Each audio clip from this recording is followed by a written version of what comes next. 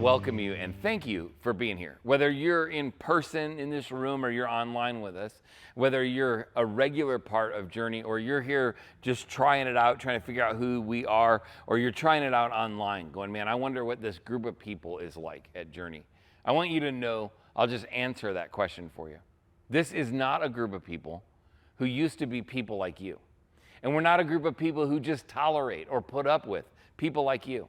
And we're not a group of people who try to fix or change people like you, because this is a group of people just like you. Every single person in this room, online, every party who's a part of this family has parts of our story that we wish we could do over. There are parts of my story that I wish I could edit or change. Parts of my story that I wish I could delete and forget they ever happened. All of our pasts are the same, right? We wish that they would just stay in the past, right where we put them. But the truth of it is, just like we're talking about in this series, that objects in the rear view rarely stay in the rear view.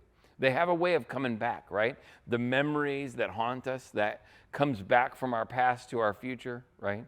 The insecurity we feel because of what happened to us in the past, the anxiety, the depression that runs into us because of undealt with stuff, and that has been the truth that we landed on last week, is that managed pain in our rear view is destined for the windshield. Stuff that we try to hold under the water, it'll come back up. So we've got to deal with, work through our stuff so that the things in our past can be exactly what they need to be. I mean, they are a piece of the puzzle, right? And just like putting a puzzle together, you want every single piece. And for some of us, many of us, right? The truth of our pain is it's a part of our story. What we want it to do is be the one piece that it is. We don't want it to create more pieces just like it. And we want it to be a picture of who we used to be and what really happened to us in the past, not something that we need to see or deal with in the future. Because managed pain in the past has a way of becoming part of our future. It's in the rear view now, but it'll be on the windshield later. So what we've been doing is we've been walking through this story of a man in the Old Testament. His name's Saul. He starts out as just regular old Saul, but he becomes King Saul. He becomes the very first king of the nation of Israel. And just to kind of review where we've been, King Saul became King Saul kind of a weird way. See, God didn't want the children of Israel, he didn't want the Israelites to have a king. He wanted to be their king. He said, listen, don't be like everybody else. I want to be your king. I want to be the king. I just want you to follow me. But the children of Israel, the Israelites, said, no. We're not into that. We don't want a king that's a spiritual king. We want a physical king like all the other cool kids. All the neighboring people had their own kings and their own, the throne and the scepter and the crown and the ruling authority and the class of all that stuff. And they wanted to be like everybody else. And so they said to God, no, we don't want you as king. We don't mind you leading us, but we want a real king, a physical king. And so God said, hey, you can do what you want to do. I understand that you want to do it your way. And this is one of the most gracious things that God does to all of us. He allows us the dignity of causality. He allows you and I the dignity of making our own choices, even when our own choices are terrible choices, right? The parts of our story that we wish we could do over or change, most of those, all of those, often, are really just choices that God allowed us to make, even though he knew full well it wasn't going to end well for us. So God allows the children of Israel to make this choice to have a king, and they go to make a king. And you know what? They did a great job. They did a great job of having a wonderful way of picking a king. I hope you can pick up the sarcasm, because they didn't have a great way of doing it. They didn't hold an election, right? They didn't think through what are the characteristics of a godly leader. They didn't pray about it. They didn't talk to God about it. Here's what they did. They picked the tallest guy, because they're just really smart people. You think I'm making this up? It's in 1 Samuel chapter 9. He said there was a man of Benjamin named Kish, and he had a son whose name was Saul. He was a handsome man. There was not a man among the people of Israel more handsome than he. For his shoulders upward, he was taller than all the people. This is, according to Scripture, the way that they chose Saul. He's taller than everybody else. And he's good looking to boot, right? So they're not making great decisions. They chose this man, and you know what? Of course, as you can imagine, when you get chosen for king, because you look the part, not are leading the part, You look outside like you've got it together, not that he's really got it inside together. When you get all that stuff together, you think that that's going to make a great king, and of course it doesn't, right? Then the wheels fall off. He's disobedient, and unbelievable things happen, and it comes to this place where he's disobedient. And here's this insecurity moment. And if you missed it the last 2 weeks, we talked about insecurity the first week. We talked about Saul's dealing with depression and anxiety. We talked about my story of dealing with insecurity and depression and anxiety. And more importantly, we talked about your stories. We talked about the real life stuff that we deal with. And if you missed it, you need to go back and watch it. Not because I'm a great communicator, but because this is life-changing stuff. See, Saul was disobedient. His disobedience cost him an opportunity that God had for him. And the reality was that what it became obvious was that he was disobedient because of his insecurity. Now, I know this is a little bit review if you were here, but it's so important because he disobeyed completely out of his insecurity. And it's all going to come up in today's story. When he was disobedient, the prophet Samuel said to him, although you may think little of yourself. Another translation says, although you are small in your own eyes.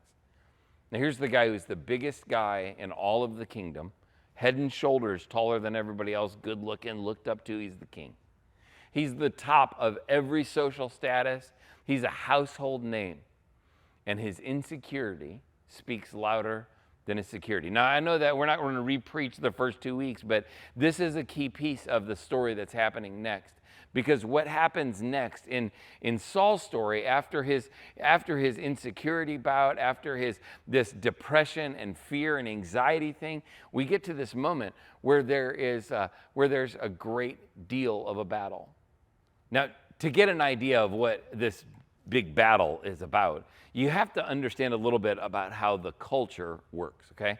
Now, armies in that day were not as clearly defined as they are today, right? It wasn't like you had to clear territories and lines and walls and gates and fences and all that stuff around larger parts of the kingdom. The cities were, kind of compounded, but out in the area, it kind of became no man's land, right? Nobody really was in charge, and there were areas that were closed, but they weren't defined exactly.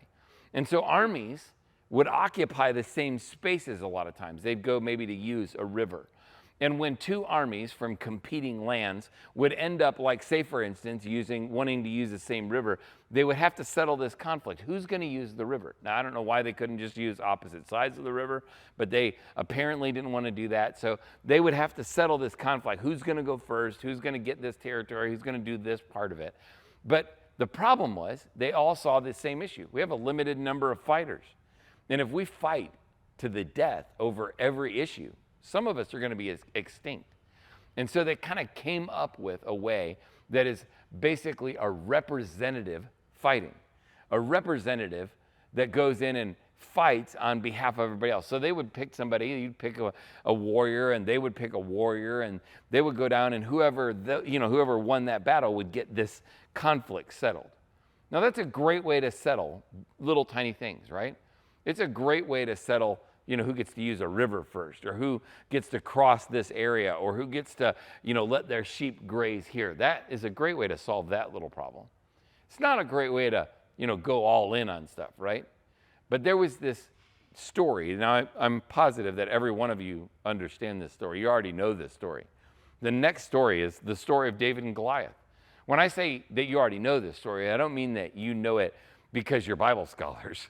I don't mean that you know it because you all grew up in church, because we didn't all grow up in church. We didn't all come from the same stories.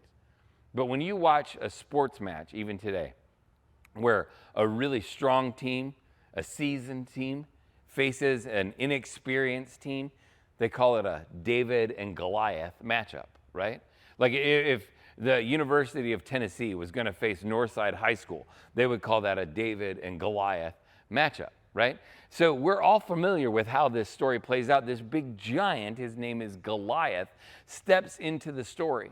And Goliath comes out every day and he taunts the people. Now, all of that is going to really connect to this moment where Saul thinks little of himself. It all comes down to this feeling that their leader has, that he doesn't have what it takes, and it instills fear in him.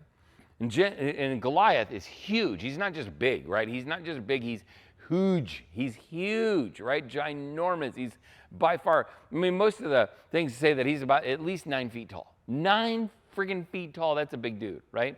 Scary. I don't know if he's skinny, doesn't really matter. If he's 9 feet tall, that's a lot of reach. Can we say that, right? So the story goes like this. Goliath, a champion named Goliath from Gath, came out of the Philistine camp, and he was over 9 feet tall, and he had a bronze helmet on his head, and he wore a coat of scale armor of bronze weighing 5,000 shekels. On his legs, he wore bronze greaves, and on a bronze javelin was slung on his back. His spear shaft was like a weaver's rod, and its iron point weighed 600 shekels. I don't know what a shekel weighs, but his shield bearer went ahead of him. So he had this little dude who had to feel like, like a little squirt, right? His job is to hold the shield, and he goes in front of this giant human who makes this big, constant dare.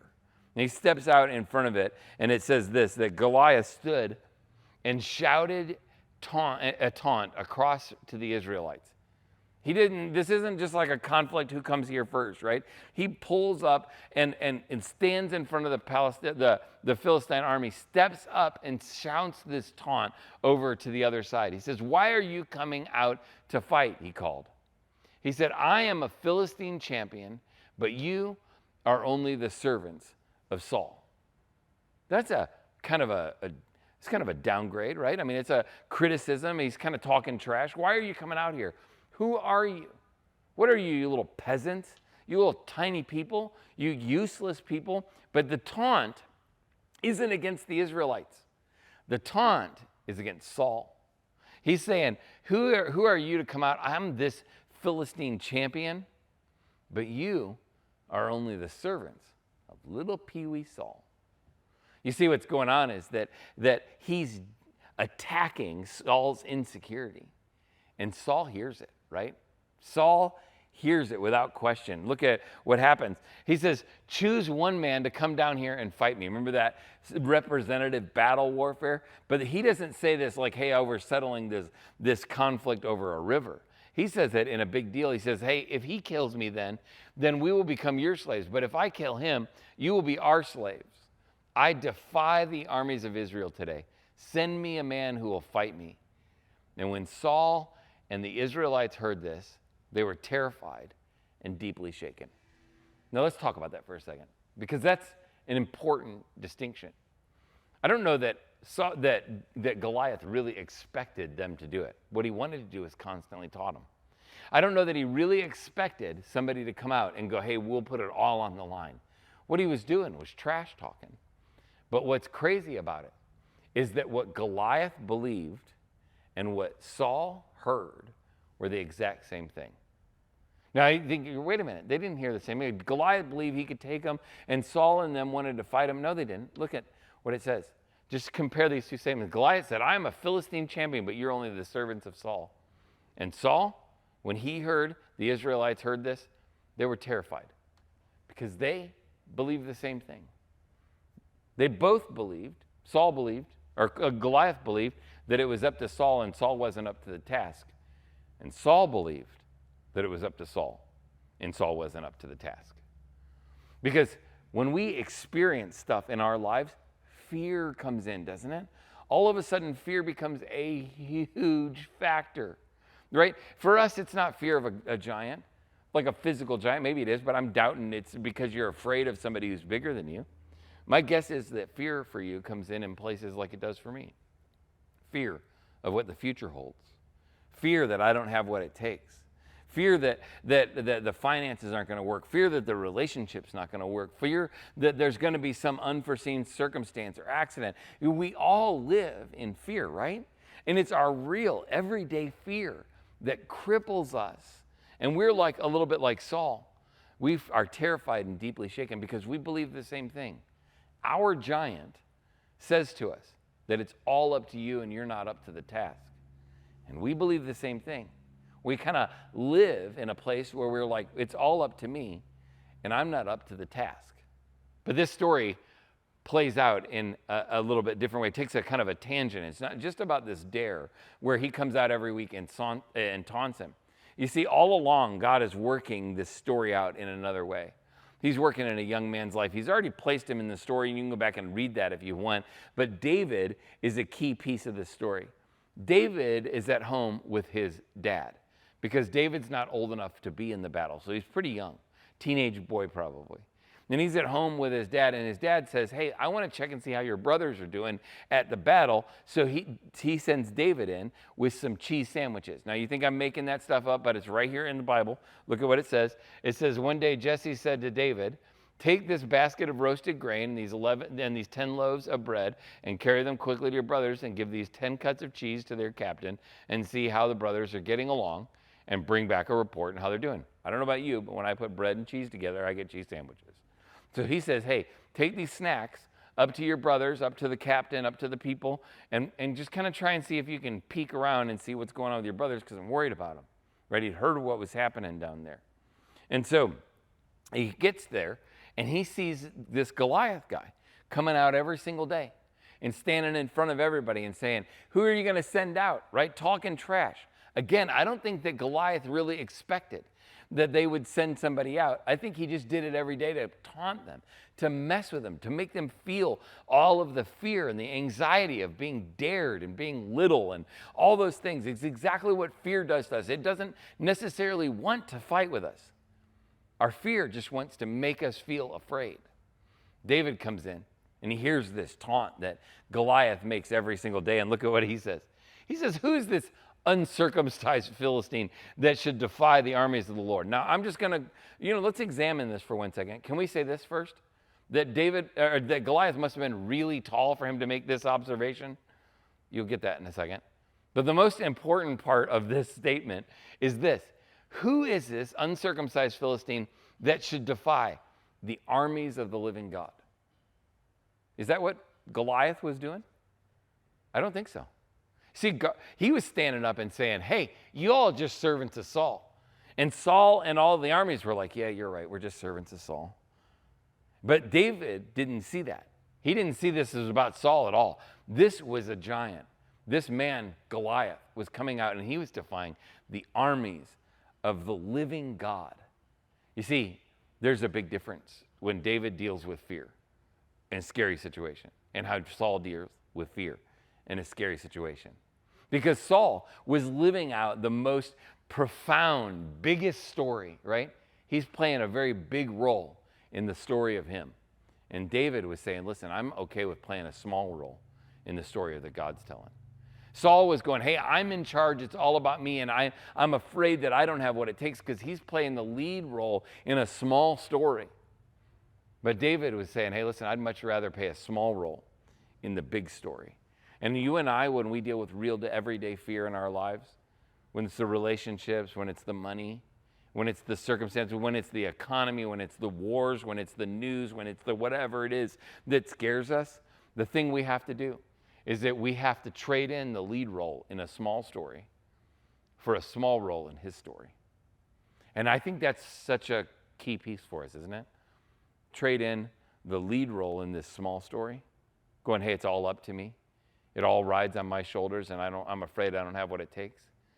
Trade that in for a small story, a small role in a much bigger story. In God's story that he plays and go, listen, I may not have what it takes, but he does, and I'm just playing a small part. That's why when David walked out, he saw what nobody else saw. Goliath and Saul all saw it as a taunt that defies Saul and his ability. The armies of Israel saw it as a taunt against their physical king that they wanted. And David's like, who is this that stands against God's army? You see, when you're going to deal with fear, you have to trade in the lead role in the small story for a small role in his story. The story goes on. David says something about it. He's like, I'm just not going to stand up for this stuff. And when what David said, he's like, this is ridiculous. It was reported to Saul, and Saul sent for him because Saul already knew David. He was already introduced as a harp player. We talked about that last week.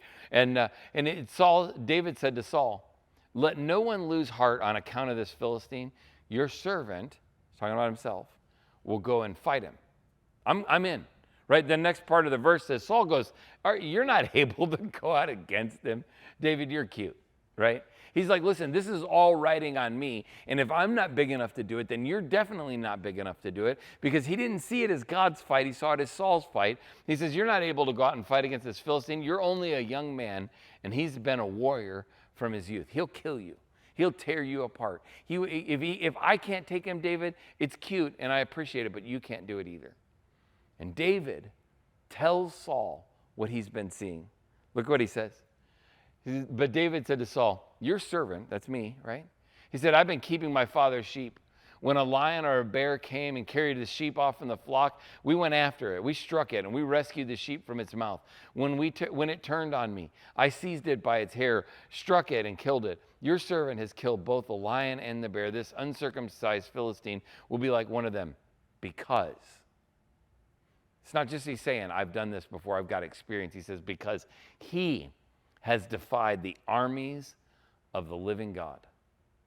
He's not saying, hey, listen, I've got this all figured out because I killed a lion and a bear once. Maybe you had a good day. Maybe it's just luck. Maybe the lion, the bear were sick. He's not saying that. He's saying, listen, I've been here before, and this guy is not going to lose because I've got experience. This guy's going to lose because I've traded in the lead role in the story of me for a small role in his story. And that's the key way to deal with fear, trading in your story. And then he says, the Lord who rescued me from the paw of the lion and the paw of the bear will rescue me from the hand of this Philistine. He's like, this is not going to play out like you think, because I'm fighting with a resource that he doesn't know I have. And that's where the story goes on. And so Saul dressed David in his own tunic, put a coat of armor on him and a bronze helmet on his head. David fastened the sword over the tunic and tried walking around because he was not used to them. He says, I can't go in these, he said to Saul, because I'm not used to them. So I took them off. Shake it off, right? He shook it off. He played Taylor Swift all of a sudden, right? And he stepped up and said, listen, this is not how this is going to play out. Isn't this really the case? Isn't it always the case that we try to fight the battles with our own resources? But, he steps into these and he's like, listen, these are formidable resources. I mean, I got a shield and I got all the stuff and I've got all the battle gear, right? I've got all the right tactical stuff to go into this battle. But David's like, this isn't how I told you we were going to win. We're not winning this battle because I got the right kind of stature or the right kind of experience or the right kind of abilities or the right kind of armor. We're winning this because he's defying the armies of God, because I've traded in the lead role in the story of me for a small role in history. And I want to play a small role in God's story. So he takes him off. Look at what it says he does. He took off his staff. He took his staff in his hand, just a shepherd's crook, chose 5 smooth stones from the stream, and put them in a pouch of his shepherd's bag. And he went with his sling in his hand and approached the Philistine. Let's just look at what's going on here for 1 second. I mean, you got to imagine this guy with a walking stick and a man bag, right? Like a purse, right? And he puts this man bag around his thing, and he's got a shepherd's crook, and he's walking out there with a handful of stones. I think it's interesting to me, like this whole story is really about this contrast. Goliath comes out every day and says, who's got what it takes to face me? Saul, you? How about your servants? He taunts them every day. Again, I don't think he's looking for a battle. I think he's looking to talk trash, looking to make them feel all the fear. And every day he comes out with this thing. And every day he retreats and has nobody stand up. And every day Saul feels the full weight of this dare. Feel this hurting in his stomach. Like every day, everybody's looking to Saul. Hey, you're bigger than everybody else. Hey, you're in charge. Hey, you're the strong one. How about you go out there? And every day he feels this like staring feeling of everybody, like the weight of it all on top of him, because he's playing the lead role in the story of him. Now he has this young man come up to him and saying, hey, you got this guy coming out every single day and asking if you got the stones to face him, and you don't have the stones to face him, but I got the stones to face him. They're over here in this river, and I'll put them in this little bag, and I'll go out there and I'll face the Philistine. And that is a profound moment, because not only is David willing, when he faces these scary moments. To put aside the lead story of in the story of himself, but trades it in for a small story, a small part in God's story. He also is willing to trade in his resources for God's resources. He's like, look, the man resources, right? The people resources say that I should have a plate of armor, I should have all this stuff, I should have a big sword, and I should have all this stuff, but I don't want that. I want God's resources. And I don't think it's any coincidence that he just picks up smooth stones that come from the river that God provided. They're just right here. And he has this sling, and he goes out there with him, and he faces him down. And what's great about it is the story goes on, and he goes out, and you know how the story is, so I don't have to tell you the whole story, but he goes out, and he stands in front of him. And what the final trade he makes isn't just the trade for the small story, the lead story kind of thing. It's not just the confidence, the resources that he trades. He makes one big statement. He trades his confidence for God's confidence. And if you're going to deal with fear, if you're going to deal with scary situations, relationship stuff, marriage stuff, right? Money stuff, news stuff, world event stuff, end time stuff. You're going to deal with fear. You have to do this. You have to trade in your confidence for God's confidence. And David does that in spades. He walks out and he faces Goliath. And it's one of my favorite moments in all of Scripture, because you can feel the full weight of it, the full excitement of what David says. Look at what he says.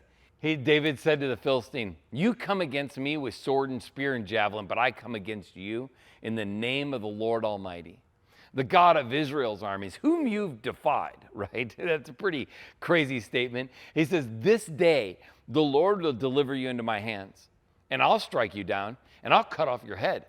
This very day I will give the carcasses of the Philistine army to the birds and the wild animals, and the whole world will know that there is a God in Israel. All of those gathered here will know that this is not by sword or by spear that the Lord saves, but the battle is the Lord's battle. And he will give all of you into our hands." That's a gutsy statement for a kid to make, right? Kid walks out there and says, "You've defied the armies of the God of Israel, and you will not stand today. I'll cut off your head. I'll feed your body to the wild animals. This day is over." So we all deal with fear in our life, right? Stuff in our past, things that we've done, things that have been done to us. The result of living in this world, right? All of those painful things come up into our minds all the time. And those experiences from yesterday that we would rather just stay in the review wind up becoming a part of our today or our tomorrow. For some reason or another, they kind of come up, and they come up in fear, right? I'm afraid I'm going to be betrayed. I'm afraid this isn't going to work out. I'm afraid I don't have what it takes. I'm afraid that I'm going to be overwhelmed. I'm afraid that the circumstances in life are going to cost me my job. They're going to cost me my security. They're going to cost me whatever, right? We live in a world riddled in fear. And I really do think that if we want our stuff in the past to stay in the past, then we have to do exactly what David did. Trade in the lead role in the story of you for a small role in his story. Trade in the resources that you're using to fight the battle for his resources that he wants to have you fight the battle with. Trade in your confidence in you for your confidence in God. Our mindset has to shift from "girl, you got this" to "God's got this." And that is how we keep our fear in our rear view.